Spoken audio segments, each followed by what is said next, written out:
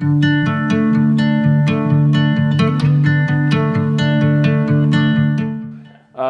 guys, I am, of course, Steve Tanner.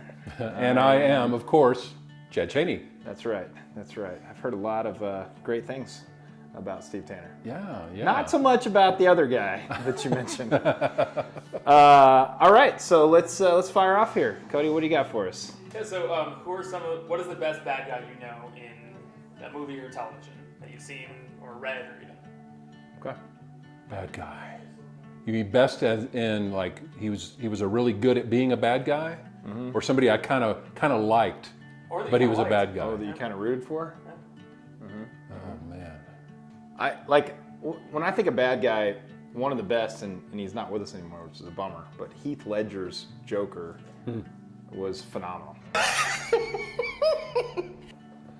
And there was a little part of him that you rooted for, even though you knew you weren't supposed to.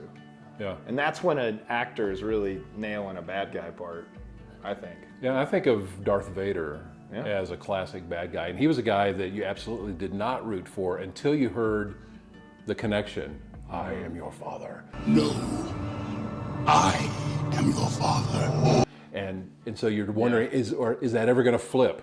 And so you're always wondering. There's just a little glimmer of hope. Will this guy flip into maybe being a good guy at some point? And then we know that happens later on. Was that the first time you've done that impression? That was pretty solid. Was that your first? Do you do any other James Earl Jones? No. I also want to know that. This is CNN. That's good. That's good. What about bad guys in real life? Bad guys in real life? People that we see as bad guys in our own personal lives. You know, we've both played sports, and you played probably more than I did, but thinking about that coach that was just on you all the time, and you're like, I hate this guy, but then you realize what he's really doing. Yeah. He's pushing you to be better, right? Yeah. Some of them did that, and it's effective, and some of them didn't.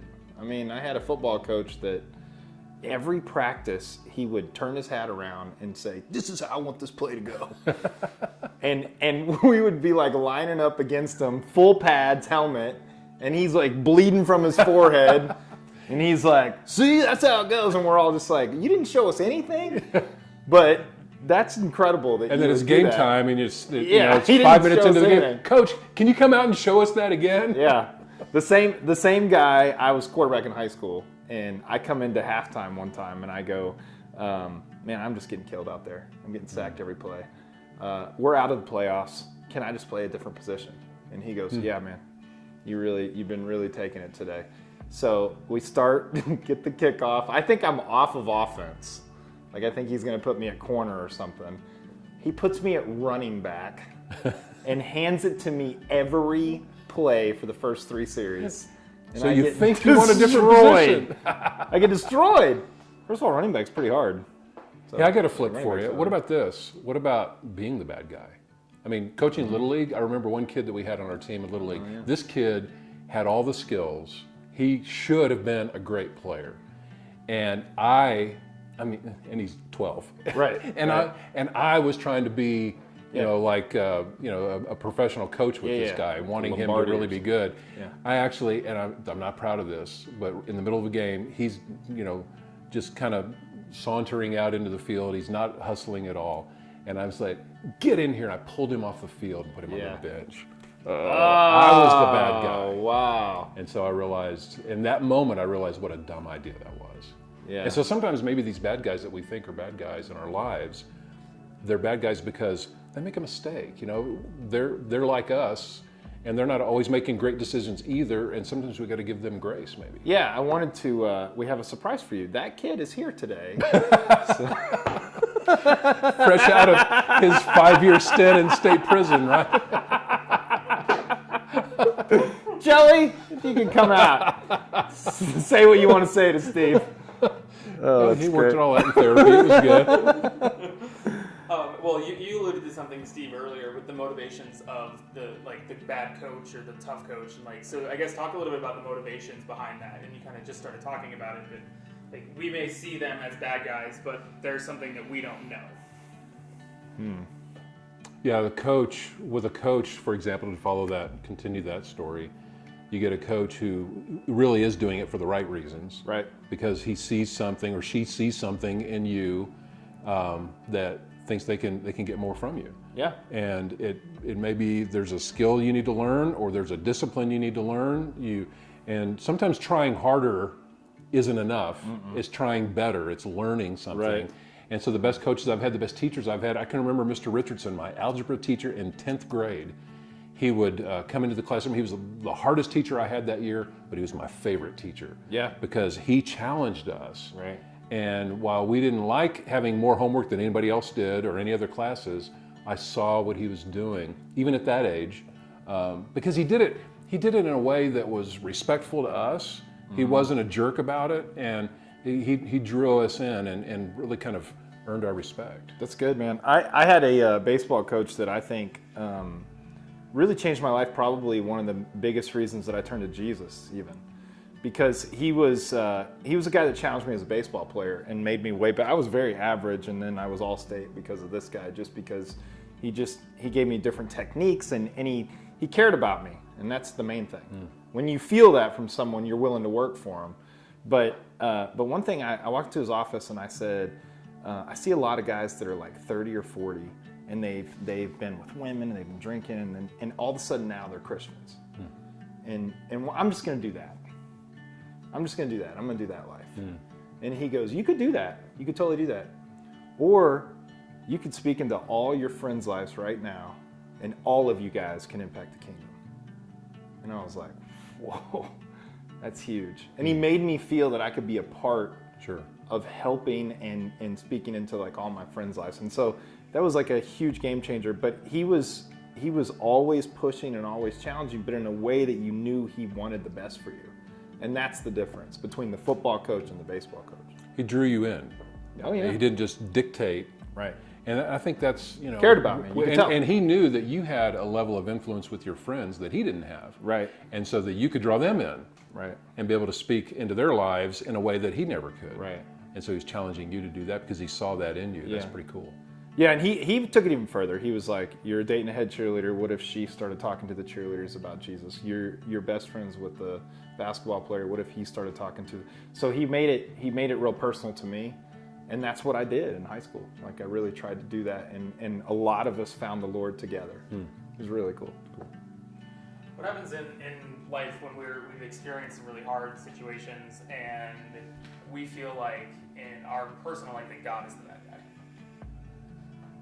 Well, for me, when my dad was diagnosed with cancer when I was 12, and I didn't understand it. I didn't really understand that this illness that he had really even was cancer. I didn't know. I just didn't understand. I knew he was really sick, but I didn't know it was cancer. They didn't say, "Hey, Dad has cancer." They said, "Dad's really sick," and I could see it. And I saw for 3 years him suffer with chemotherapy and all the things that he had to go through, and watched him die literally over 3 years.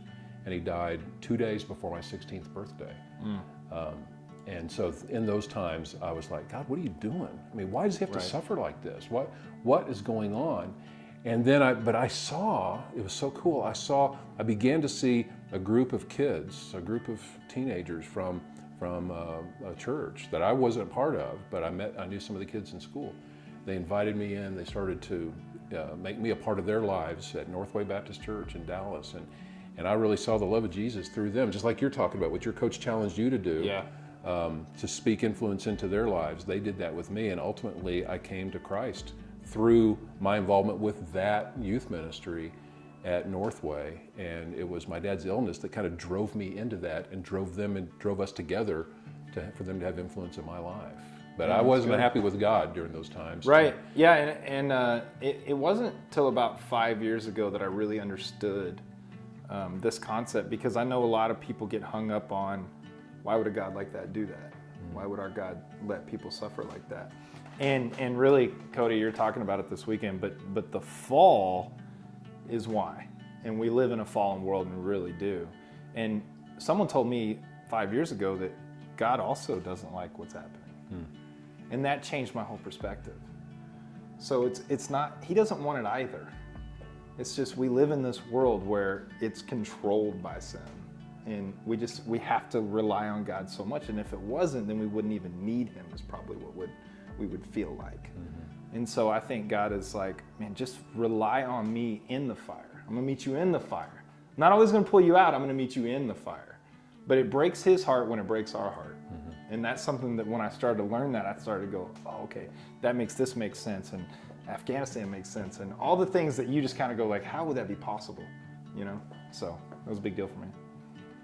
What would you say are some just practical steps for teenagers, high schoolers that are facing that same kind of feeling? Like, I don't know what to do with this untrust that I have towards God, or I'm angry, or I'm frustrated. What would you encourage and how would you talk to them? Like that. I mean, you have to understand that it breaks God's heart when it breaks your heart. He really does want the best for you. I'm convinced of it. I know you're convinced of it. I know Cody's convinced of it. As a church, we're convinced of it. But a lot of it is you have to also look back at some of the things that have happened in your life so far. And, many times we think we need to go this far, but we were started back here. And so for something like that, it's okay to question and doubt, but never think that he's against you or doesn't want the best for you. But continue to question, continue to get in the Word, continue to find stuff, but know that he always wants the best for you. And I think too, you just touched on it. Just being honest with God. God can handle your doubts. Right. It's okay to raise those questions. It's okay to say, God, I don't like this. What are you doing? I just look back. I think of if you ever read in Psalms in the Old Testament. Here's one you could read that's an example. There's many Psalms that are examples of this. But Psalm 10 starts out, "O Lord, why do you stand so far away? Why do you hide when I'm in trouble? And the wicked arrogantly hunt down the poor." So this is King David writing this, and he's just saying, God, where are you? It feels like we're losing. It feels like you're not involved. It feels like you're not here. Where are you?